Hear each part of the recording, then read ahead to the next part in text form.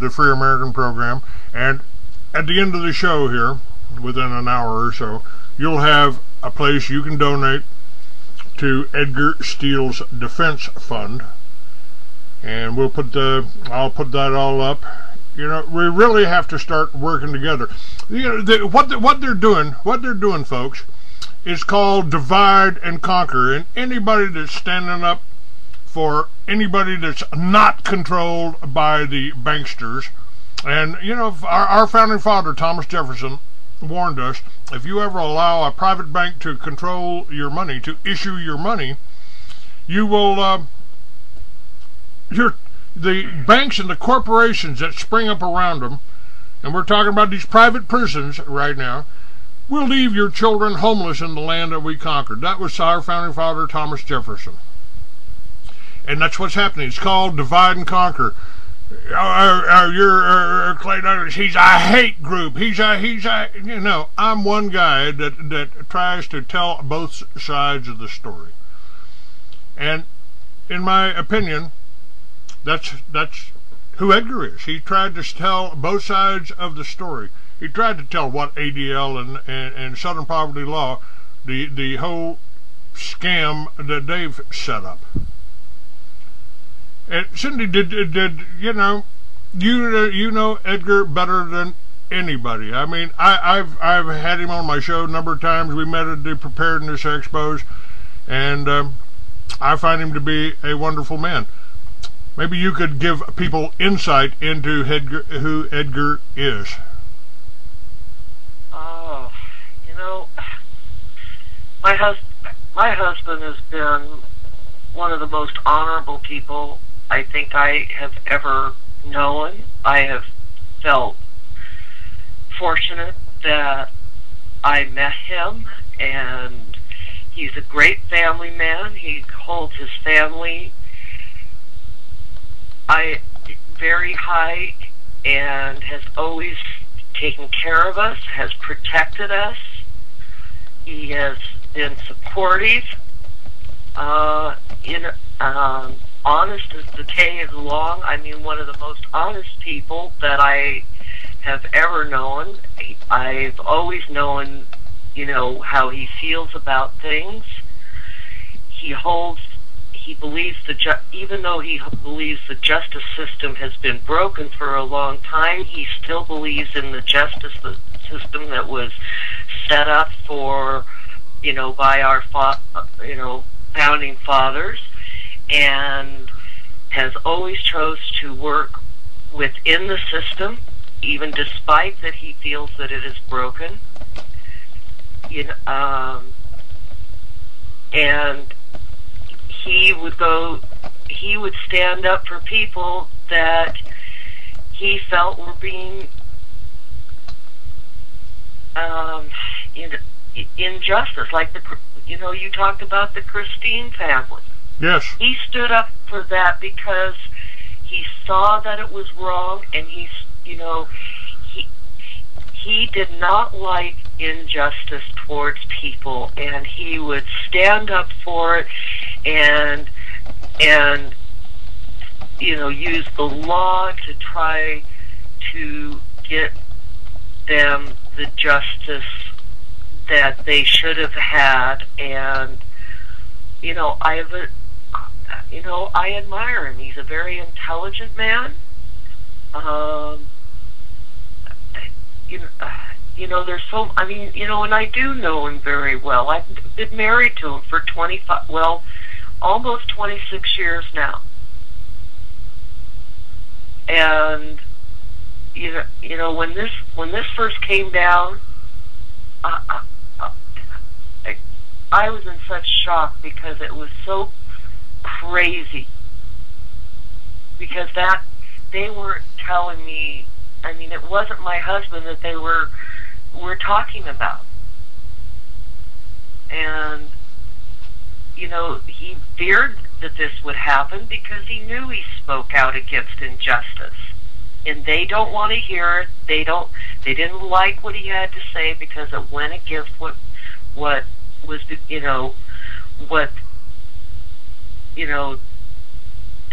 they didn't want to hear what he had to say, and they didn't like it, and they didn't want other people listening to it.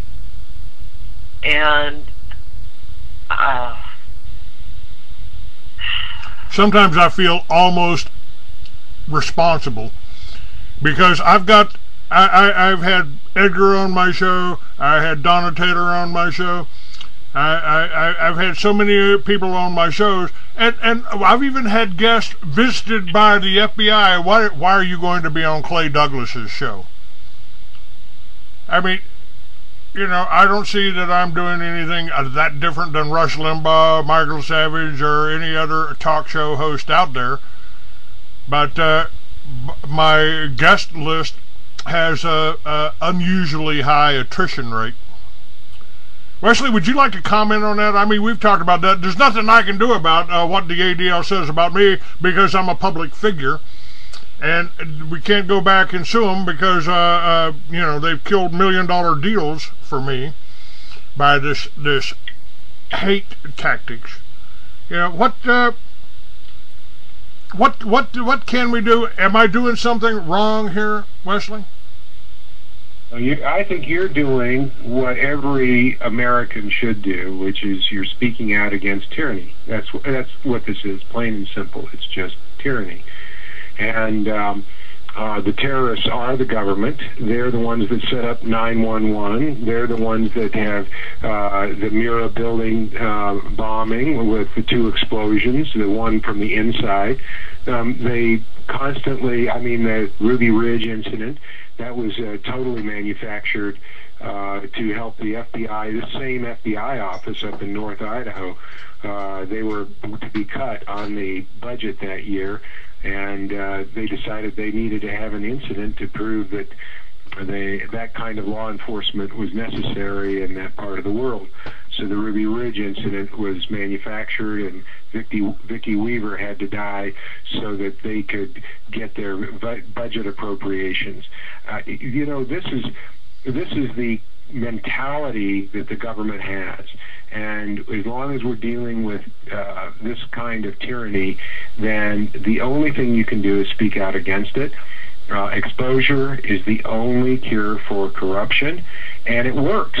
There have been a couple of cases. The Irish baby, Cheyenne Irish, the Child Protective Services came in and took their baby from them from the bassinet in the hospital before it was 1 day old. It was 16 hours old.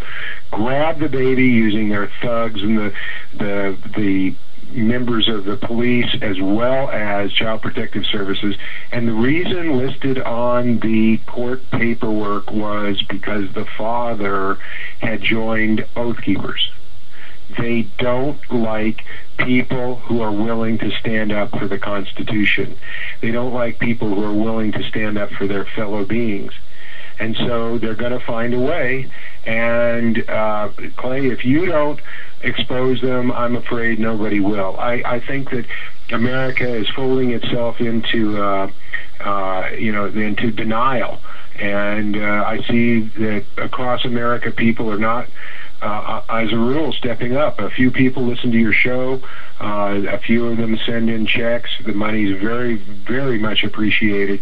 If they can't be there on the front lines themselves, if they can't attend the trials, if they can't be the expert witnesses that are needed, you know, send a little cash and help, because I'll tell you, the day will come when they're going to be knocking on everyone's door. They're going to pick us off one at a time, divide and conquer. You've got that right. FEMA's already built 800, count them, 800 prison camps.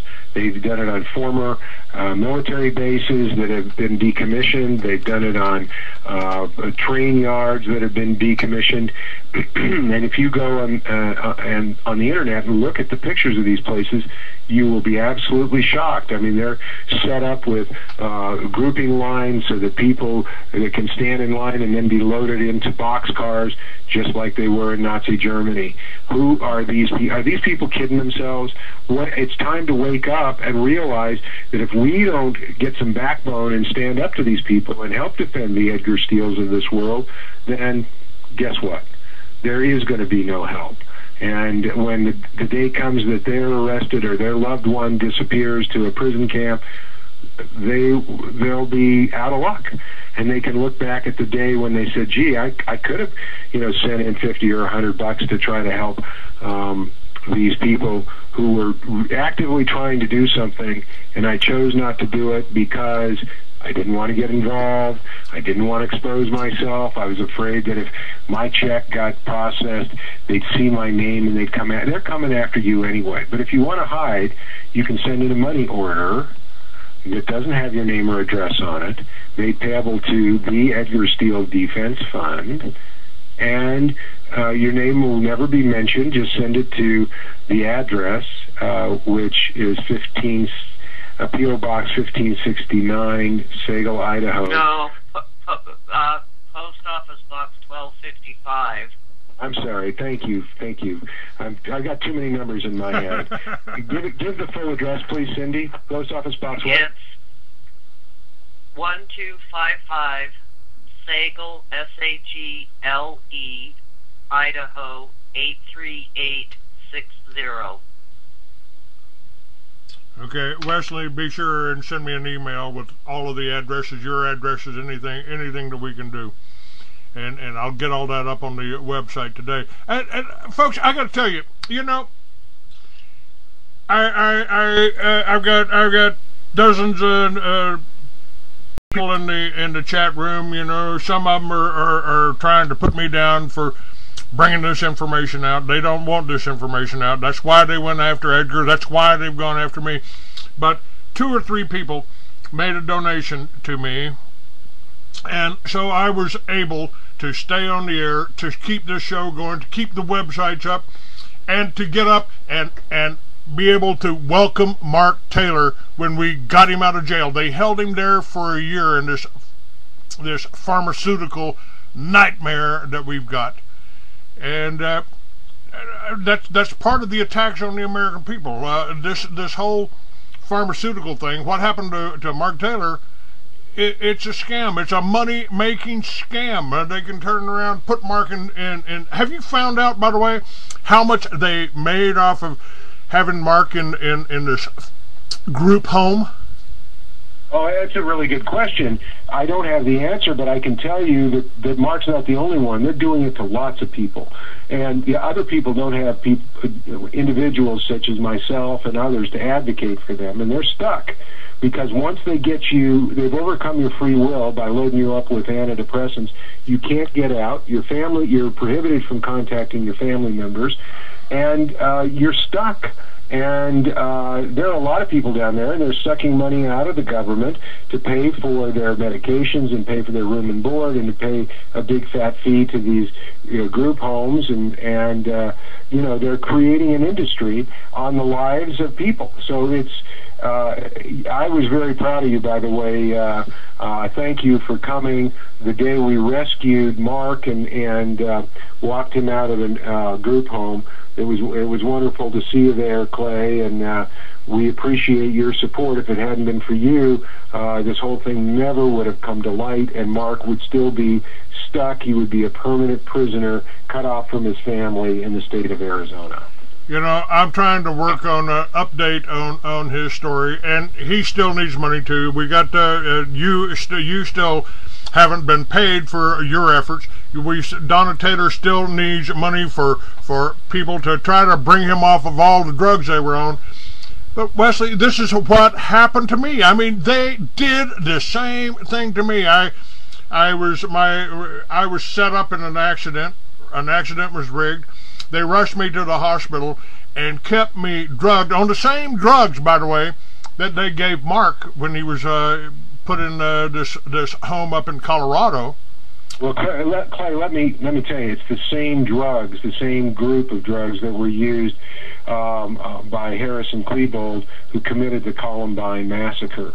So these drugs go way back, and they're highly dangerous. People don't realize how dangerous they are, and they just involuntarily inject people like you. Mark was loaded up on these drugs when they put him in Arizona. But I want to clarify something. You're right, I haven't been paid, but But in the Mark Taylor case, I've agreed to represent Donna pro bono, and the reason is this. I'm a former prosecuting attorney, and I know how the system's supposed to work. I was a prosecutor when the system did work, and you went after the bad guys. And if somebody got caught in a system that didn't belong there, you dismissed charges against them. And you did the right thing. And prosecutors are not just charged to get convictions, they are charged to see that justice is done. They have a dual responsibility, and they are not doing that. All they care about is putting a notch on their belt. And it's a very disgusting situation from my perspective, because I've been on the inside of the system. I know it can work, but it doesn't work now because there's so much money being transferred around and people are being bribed. That's really what it is. Under the United States Code, there's a section that allows the government to pay bribes to people like the FBI agents and the prosecuting attorneys and even the judges for these convictions. So they're highly motivated. This is illegal. This is legalized bribery. It is unlawful, but it's been legalized, and it's a scary thing. So what I was trying to say is, yes, Donna Taylor needs money. Her attorney, or Arizona attorney named Candace Hunter, who did a fabulous job for her, needs money. She's issued a bill of $16,000, which Donna Taylor does not have the means to pay that. She can barely keep life together on her meager assistance that she's receiving right now. And I hate to say it, it cheapens life, but it boils down to this: if the Taylor family doesn't get some money soon, they're going to be horribly destitute. And it doesn't take much. People can contribute small amounts of money, $10, $25, and it makes a huge difference when a lot of people step up and say, look, we're compassionate, we have empathy, we understand, we want to see. I think America owes Mark Taylor a debt of gratitude. The man survived Columbine. He was a completely innocent victim. He was victimized by the drug companies. The drug companies should be paying him $100 million for the damage that they are responsible for. And Mark said it. He went to the FDA, and in a public hearing, he said that the drug companies and the antidepressants were accomplices to murder at Columbine. And I agree with him. That's exactly right. And they took him into a side room. They took him into there with the opposing attorneys and threatened him, according to Mark Taylor. Yes, they did. They threatened him, and he was so scared, he said, we'll just give the settlement money to charity, and instead of him getting anything out of the case, which with 13 bullet holes in his body, he deserved to have some compensation, because the man has a post-traumatic stress disorder, and as of right now, he can't work and support himself. But he is a product of this American culture, and we as Americans owe him, and we owe him the right to be free and the right to not be imprisoned in a mental health group home in Arizona, and we owe him the right to have the sufficient means to pay for food and shelter and the necessities of life. And I can't understand why people are so heartless that they will not make small contributions to try to help this family. Well, it just doesn't make any sense. Here's part of the problem. I know that the American people are out there. I know a lot of them would help if they knew what was going on.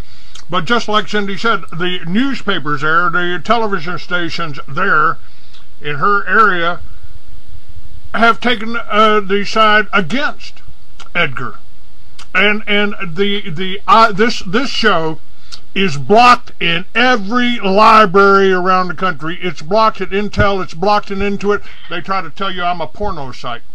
So I'm not reaching the people that we should, that I used to be able to reach before they tried to shut me down. part of it's part of it. I mean, this is the reason I started the militias. And folks, this is the one thing that the Southern Poverty Law and the ADL have tried to use to demonize Clay Douglas, because I started the militias after what happened at Waco, and I believe I did the absolutely the right thing to want to defend the American people by the American people. I think I did the right thing. And I've been demonized ever since for it. And I just had Governor Gary Johnson. He was a governor when I started the militias. He knew we weren't a terrorist group. We weren't doing anything. We were at his command. All he had to do is snap his fingers, and the militias would have been there under the governor's orders. And Gary Johnson was a great guest. And we talked about some of those same things as far as, you know, putting people into jail for whatever they had in their pocket. But, you know, it's really divide and conquer. And if we can get this information out, I mean, I've got books for sale that document all of this, including the whole Homeland Security assessment report. But nobody knows about it. Very few people know about it. Very few people understand that Edgar Steele is a victim here. He's not the bad guy here. Listen, Clay, I've got to take care of an appointment here in just a couple of minutes. I'm still practicing and working actively on cases. I appreciate the opportunity to be on your show, and may God bless you and your efforts. And Cyndi, look forward to working with you. The trial starts on the 26th. That's jury selection, and I know that you're going to be there. And I think in the past we've encouraged people to come and be observers. And how would you feel, Cyndi, about having supporters from the community come to the trial? I would love the supporters, because it's the supporters that have helped to get me this far in supporting my husband and fighting for my husband's freedom. It is what has helped to keep me strong when I feel like I just want to break. And, you know, I want supporters, if they can come, and to show my husband that he has the support, because I know at times he has felt like he's been, abandoned in that jail, with nothing out here. Well, and for him to know that he has support out here would help him tremendously in what really is becoming a fight for his life. Well, and you have to understand, and the public should understand, that he's been put in solitary confinement for no reason whatsoever. They just, that's part of the game plan. Look, Clay, and let me make my parting shot here, and that is, this is all by plan and by design. They knew who they want to get. They're getting the political dissonance first. They're playing by a handbook written by the KGB. They go after people. They make false accusations against them. They demonize them in the community using the press, making up false stories. They throw them in jail, and they accuse them of things like having a list. They accused David Hinkson of having a list of people he was going to kill. They accused Edgar Steele of having a list of people he was going to kill. Therefore, he's too dangerous to let him out on bond. You see, we are guaranteed bond under the Constitution, but they've avoided that with the new detention law.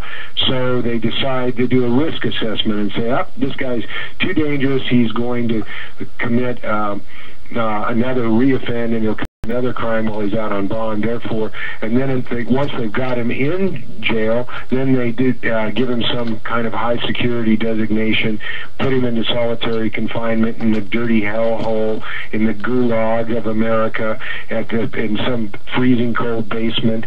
They're trying to demoralize the individual so that the individual will quit or die or whatever, and that's what they want. They want Edgar Steele to die in prison. He's 65 years old. The man will die in prison no matter what sentence he gets. His life expectancy isn't long enough to make it. So basically what we've got is a situation. Oh, and the other little trick that they do is they allow people like Larry Fairfax, who stole $45,000 in silver, they just allow them to keep it. They never prosecute them. They did it to David Hinkson. His housekeeper, David Hinkson's housekeeper was the confidential informant against him.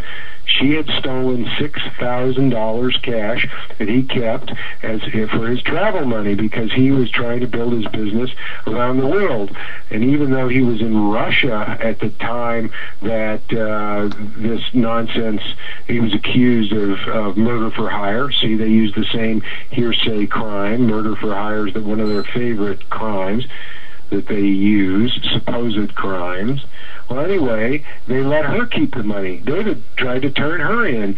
Cyndi Steele put in a crime report against Larry Fairfax for stealing the $45,000, but they never prosecute. They allow. That's how they pay these people off. You see, they used to. It's so tricky. The government used to pay confidential informants. Well, when the jury found out that they were getting paid to play and paid to testify, the jury decided their credibility was in question. So what the FBI has decided to do is let them steal from the target individual. Once they get a hold of the money, then they let them keep it because they never prosecute them. See, it's a tricky little deal that they've got going. The KGB handbook works until people know what they're doing. And if you can see what they're doing, know what they're doing, you can break through this nonsense. But it takes an effort by a lot of people. And what people have to realize, is that they have a tremendous influence. If they'll get on the bandwagon, if they'll send cards, letters, faxes, emails to the governor, to the legislature, we did that in the Irish baby case, and we barraged them. It went viral on the internet. Everybody was incensed that somebody could have their baby taken away from them because they joined Oath Keepers. And so when people have a ground swell of support like that, then the public officials listen. The Irish family got their baby back in about just over a week. Mark Taylor got released. It took us about 3 weeks to get them to agree that he could be released. It takes time and it takes effort. But in Mark Taylor's case, we started attacking Governor Jan Brewer of Arizona. We said, why don't you let this man go? Why are you holding him? He's a Colorado resident. What are you thinking of? What does it take to get you to do your job? I mean, people really started hammering her, and more than anything, it's the clamor, it's the noise, it's the fact that people from Arizona and then people from other states and sometimes people from across the globe, from Australia and Canada and Europe, start letting their voice be heard, and they start complaining. This is ridiculous. This is the land of the free and the home of the brave, and you're keeping Mark Taylor prisoner? What is your problem? When that starts happening, then the public officials run for cover, and they will do anything to get out from under that kind of pressure. So it works, but people have to be willing to be a part of a system, a part of a group that, when the time comes, will barrage these public officials with demands for justice.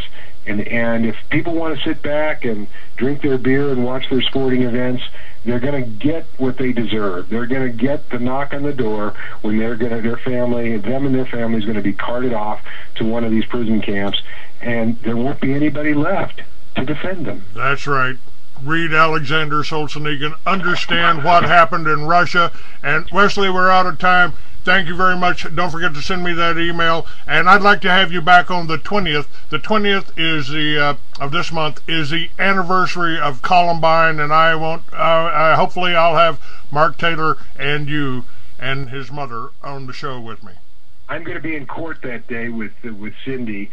We've got a hearing up in Edgar's case, and I'm going to be tied up all day that day. We'll wish you well. Our prayers will be with you, and we hope that you are able to reach the audience, and people will agree that they need to step up and do it now. All right. Talk to you soon. Thank you. Thank you. Cyndi, thank you for being with me, and you know, our prayers go with you, dear. Anything I can do to help you, please just call me. Just keep praying. All right, dear. Thank you. Thank you. Bye now. Bye. Okay.